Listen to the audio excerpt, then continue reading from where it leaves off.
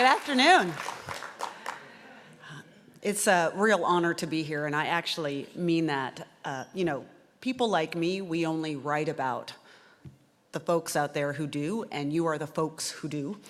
And it's very impressive what you have all attained over the last 10 years in particular. And so I want to do something just unusual here for a second. Everyone, I always come up here and people take pictures of me. I want to take a picture of all of you. And everyone's going to do the V sign, okay? Ready, set, yeah. Going to tweet that out.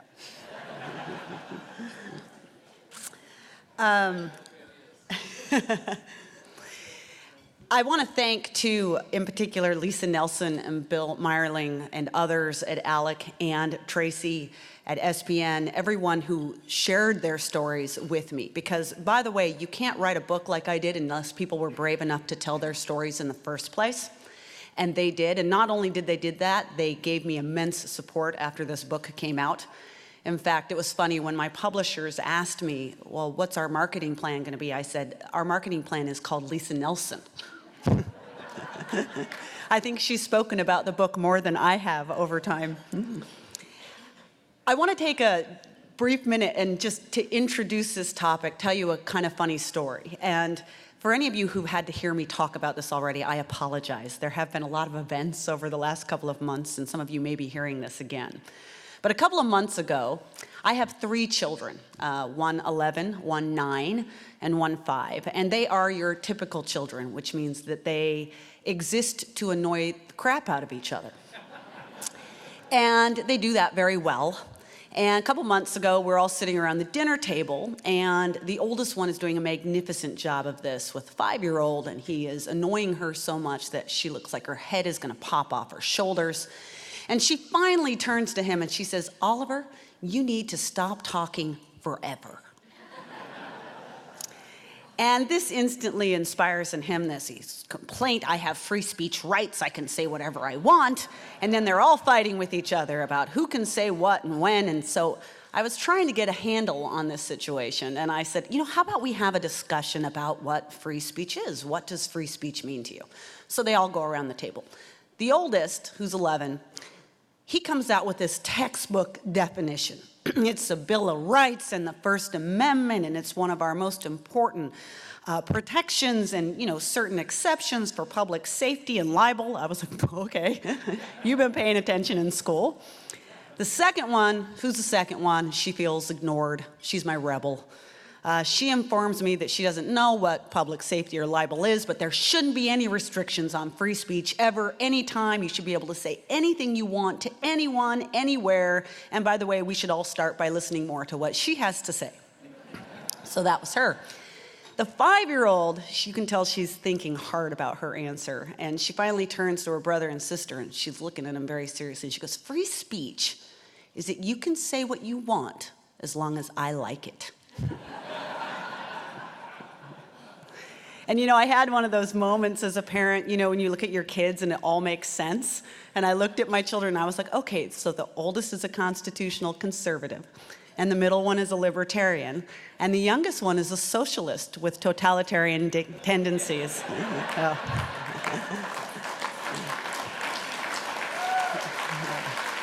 This is a true story. But this is the topic of today's discussion. We have a problem out there in that the political left, and I use that phrase carefully because I don't want to include in there liberals, Democrats. I'm talking about the active, organized political left, are increasingly adopting a 5-year-old's attitude toward the First Amendment, and that is a problem. We have seen this extraordinary shift in our political environment that goes back about 8 or 9 years. And one thing that is interesting is that as someone who's covered politics for a very long time, I can tell you it's very odd that you can usually point to a day when there's a beginning of a political shift. In this case, you can. And that day is January 21st, 2010. It's the day that the United States Supreme Court issued its Citizens United ruling. For any of you who are not entirely familiar with that, this was the day that the Supreme Court, by a narrow margin, decided to let all kinds of players that had been exiled from politics back into the political realm. Now, when this decision came out, The right was very happy because over the years it had come to realize that these campaign finance laws, I like to call them speech laws myself, were really a violation of the Constitution, and it was something that they had moved away from. The left, however, was traumatized by this decision because they had come over the years to rely more and more on these laws. Look, the history here is that campaign finance laws go back about 100 years, and for a long time, both sides used them against each other. The right used them to try to get unions, for instance, out of politics. The left used them to get corporations and, to a certain extent, nonprofits out of politics. And they built up and they built up and they built up until at some point the Supreme Court in 2010 said enough is enough. Now again, the right largely celebrated that decision. The left flipped out. And you can actually witness the flipping out in the days that followed the decision, where they begin to have a public discussion about what they should do. Because remember, too, the political environment at the time. This is early 2010. Our new president has passed a number of very unpopular laws, stimulus, Obamacare, other things. There is already, you can feel it, a tidal wave of opposition growing to the presidency. It's midterm election year.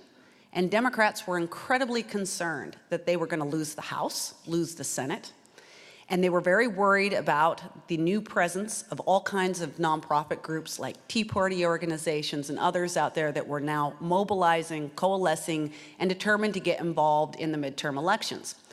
So in the days following this Supreme Court decision, you see this public discussion. What shall we do? What will we do to stop this from happening, to stop people from opposing us? And within a few days, they had come to a conclusion, and that conclusion was this. They said, okay, if we can't use the law to outright bar our opponents from taking part in politics, we will do the next best thing. We will scare them, we will harass them, we will intimidate them. We will send the message that if they continue to exercise their First Amendment rights, their constitutional rights, they will pay a personal and political price. And this is what we have seen in an escalating fashion ever since that day. And it comes in a variety of different tactics. One such tactics are politicians who train federal bureaucrats on their enemies. I think the best example we have of that is what happened in the IRS targeting scandal. To this day, if you go and talk to the White House or you talk to Senate Democrats, they will insist that what happened in that IRS targeting event was just a couple of guys out in Cincinnati who worked for the IRS, line agents. They just didn't understand the law. A couple of boneheaded errors. I think that was the word the president used. We know from very intense investigations that were done in both the House of Representatives and in the Senate on a bipartisan basis, I would note. They got all the emails, all the documents. We know exactly what happened and how this came to be. You had Senate Democrats after that Citizens United decision who began writing letters to the IRS saying, look at these nonprofits. We think they're violating their nonprofit status. You should go after them. You should investigate them.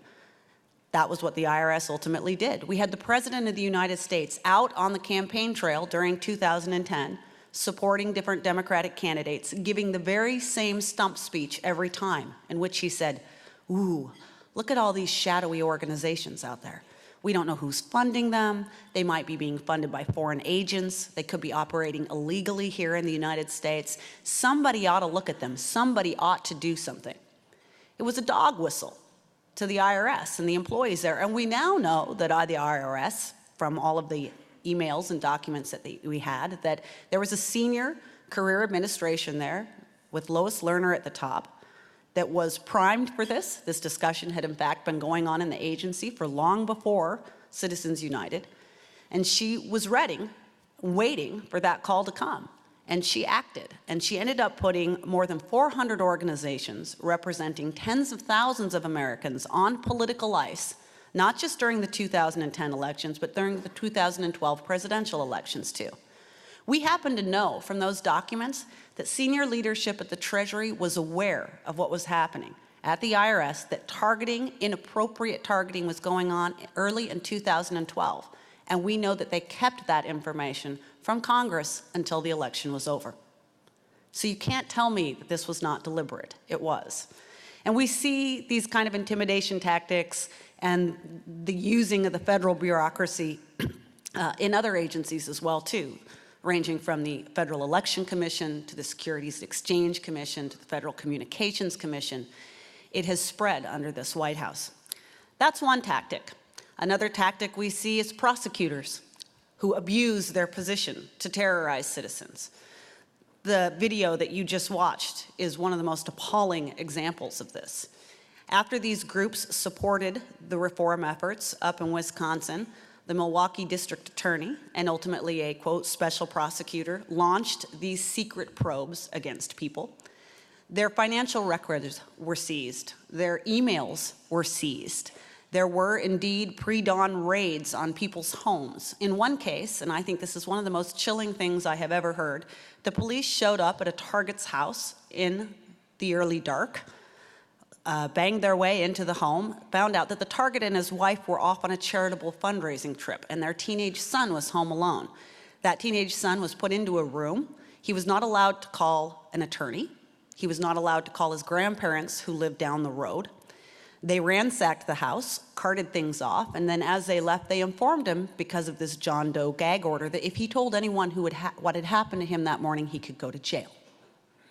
So this is a teenage kid, in essence, being held in isolation by the police, and that was designed to send a message to the people who were the targets of this. This is what's going to happen to you and your family if you engage in political causes that we do not like. As was mentioned in that video, it was because of a very brave man, Eric O'Keefe, that we know about this. He broke the gag order at risk of going to prison, came to the Wall Street Journal and told his story. It then became headline news across the country. Ultimately, a lawsuit was filed, but it took the Wisconsin State Supreme Court to shut that probe down. And it's very notable in its ruling. There was a line, and I'm slightly paraphrasing here, but that line was, the prosecutors in this case have invented theories of law in order to go after citizens who are wholly innocent of wrongdoing. So that was the state Supreme Court, in essence, saying this was a pure episode of intimidation and harassment. And we have now seen this happen, by the way, in other states. The pretext for launching that probe was campaign finance violations. And prosecutors have become very clever. They're now doing this in other states, going after other people that they don't like on the basis of supposedly criminal violations of campaign finance laws across the country. We see it at a federal level. There are currently 17 attorneys general in the United States conducting an investigation into Exxon and more than 100 different conservative think tanks and groups that have worked with Exxon over the years, potentially looking at bringing racketeering charges for the so-called crime of thinking the wrong way on climate. So this is happening at a bigger level as well, too, and we've had episodes of this within the Department of Justice. We see attacks by outside, very organized groups. This is yet another tactic, organized groups and unions going after free market organizations and companies because they do not want them involved in the political discussion. I'm sure all of you are aware what happened to Alec, but it's important to realize that this was a coordinated attack on the organization. They had long hated what Alec did because Alec is very, very effective at the state level. But when these new tactics got rolling, they saw a new opening. When we had a very tragic event in Florida, the shooting of Trayvon Martin, they seized on the fact that Alec had a very peripheral role in stand your ground laws. And they began to say that anyone who was associated with Alec, anyone who gave money, any corporations were therefore racist. They went board to board, individual board member to individual board member, threatening to run ads in their home cities, calling them racist, threatening to run ads saying the entire company was racist unless they pulled out of Alec. At the very same time, and again, this gets to the coordinated nature of this, Senator Dick Durbin from Illinois, people are remembering this over here and they're unhappy, sent out a letter to 1,000 organizations across the country demanding to know if they gave money to Alec, if they supported Alec's Stand Your Ground legislation, and leaving the very strong impression that if their answer was yes, that they were going to be held to account by the United States Senate. These things all came at once. I think, and Lisa could confirm this, my memory a little hazy, but I believe within a couple of months you'd lost 80 of their top donors. And then you saw a second round of attacks on this on climate science a couple of years later.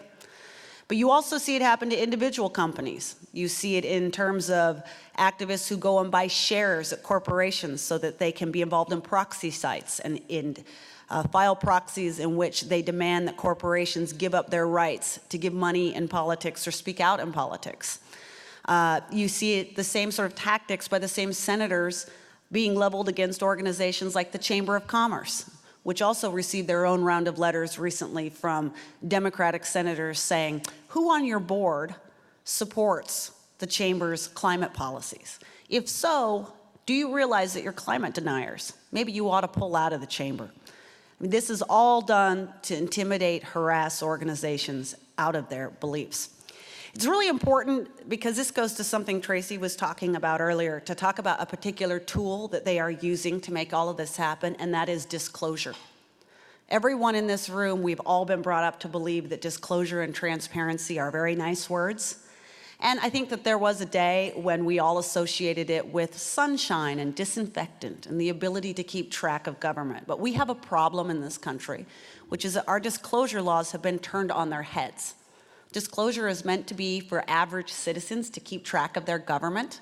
Instead, disclosure is more and more, and it is in fact primarily now, a means by which government and activists who do not behave to go after their opponents. And we see this in many, many different forms and fashions. I'll tell you a story. Many of you may remember out in California, there was this infamous Prop 8 fight. Prop 8 was a ballot initiative in favor of traditional marriage. It threw the state into turmoil. Everyone who gave money in support of that measure, and indeed against that measure, of course, their donations were tracked in financial disclosure records. Activists who were opposed to Prop 8 out in California collected all of those financial records and made a searchable, walkable map of everyone who had supported Prop 8. And it allowed opponents to go neighborhood from neighborhood, home to home, to target their opponents. The people whose names were on that list had their cars keyed, they had their windows broken, people urinated in their front yards, they got threatening messages on voicemail and email, they had their small businesses flash mob protested. People would come and stand outside, refuse to let their customers in. They had, as well, some of them even lost their jobs. One of the most famous examples of this was Brendan Ike of Mozilla, but there were plenty others that didn't get the attention that he did. This is an example of how people can use disclosure in a bad way. Another example, and this gets back to the combination of disclosure, but also the bureaucracy, and it's why disclosure can be very, very frightening. I tell the story in the book of a man named Frank Vandersloot. He's a wealthy businessman out in Idaho. Back in 2012, he made a sizable donation to a super PAC supporting Mitt Romney. Under the law, those super PAC contributions are disclosed. Not long after that disclosure came out, the president's campaign team took his name, President Barack Obama, took his name and that of several other large donors and put them on a campaign website accusing them of crimes, accusing them of being un-American, accusing them of all kinds of terrible things, simply for the fact that they had given money to his opponent. And the next thing you know, Frank had the IRS knocking at his door. Then he had the Department of Agriculture knocking at his door. And he had various other agencies knocking on his door. He didn't get just one IRS audit, he got two. He'd never had an IRS audit in his life.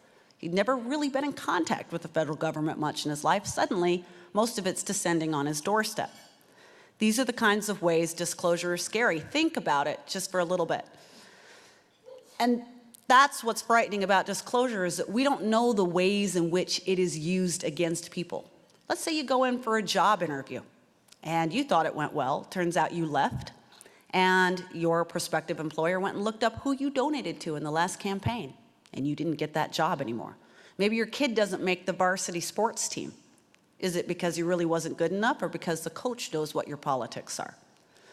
So there's a lot that we need to think about here, especially in terms of disclosure and transparency, and especially in terms of the state level where a lot of this is happening. So what can we do about all this? Look, you guys all look so depressed. I don't mean to be a big downer up here. What can we do? Well, first of all, you can speak out, and that's the most important thing. Lisa Nelson can tell you chapter and verse about the successes that she has had because she was willing to go out there and call out these people on what they were doing and fight back and let them know that she wasn't going to roll over.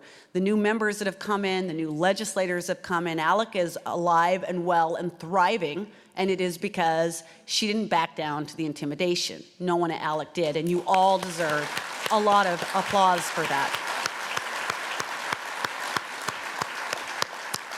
Another example of what happens when you fight back, I mentioned that story of Exxon, and I just love this tale. One of the attorneys general involved in this was the Virgin Islands Attorney General, and he issued a subpoena not just to Exxon, but to the Competitive Enterprise Institute, which some of you may know, and it's a bit of a feisty organization. It immediately filed an anti-SLAPP lawsuit against the Virgin Islands Attorney General, and guess what? He decided he didn't really have a leg to stand on, and he withdrew the subpoena. So you can do that. We need to rethink our disclosure laws, okay?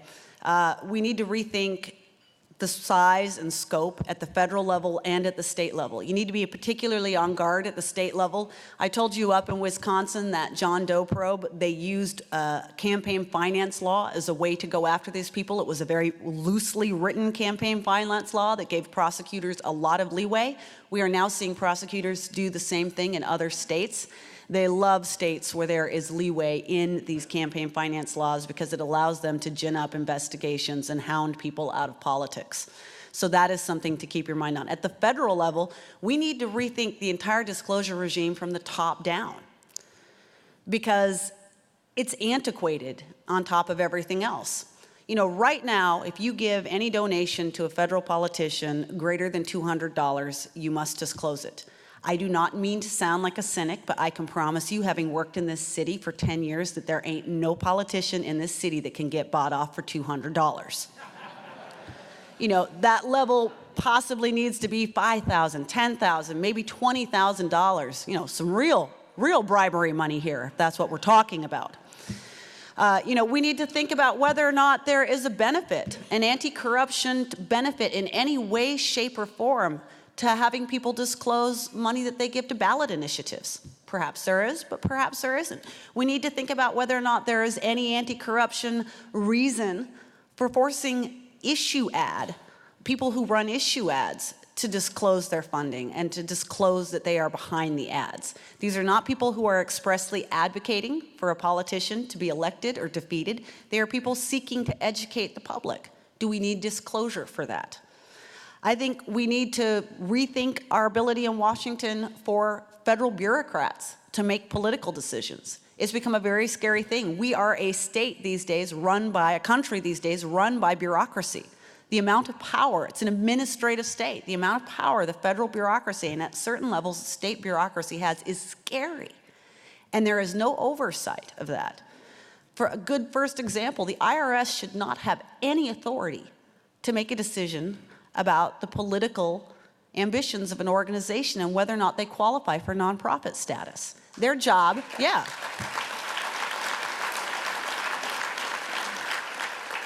Their job is to do what they do best, which is to make sure people dotted their I's and crossed their T's. And if somebody has a complaint to make, they should file it with the Federal Election Commission, which is at least an organization that's bipartisan. Its members are confirmed by the Senate. Someone is held accountable for the decisions that are made there. Not so the lowest learners of the world inside of a bureaucracy. We need, I think, by the way, to strip the IRS completely of any right to have donor information. Because, and this is partly what is wrong with our disclosure regime when I say that it's been turned on its head.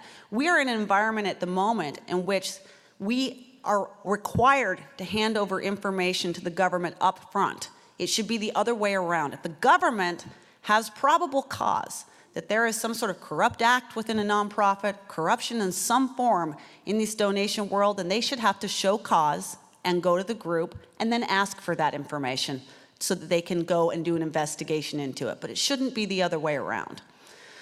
So those are some of the things that we need to think about from a government level. Mostly, though, We just need to all stick together. We need to know that this is happening because it's going to increase. A lot of the things that I write about in this book, about the federal bureaucracy, I think about prosecutorial tactics, at least at the federal level, there is some hope that that may back off. We still nonetheless need to be vigilant. These sort of activities should never be allowed under any administration. But because those tools aren't going to be available to the left anymore, they're going to increasingly turn to the politics of demonization, of harassment, and intimidation of all of the groups out there that are running the agenda, thinking up the new ideas, passing positive free market reforms. So that aspect of this is going to escalate it. And what SPN and ALEC are doing in terms of this privacy movement could not come sooner. It's going to be absolutely invaluable going forward. And I think all of you should be very proud that you're going to be involved in that effort. So thank you very much for a few minutes of your time.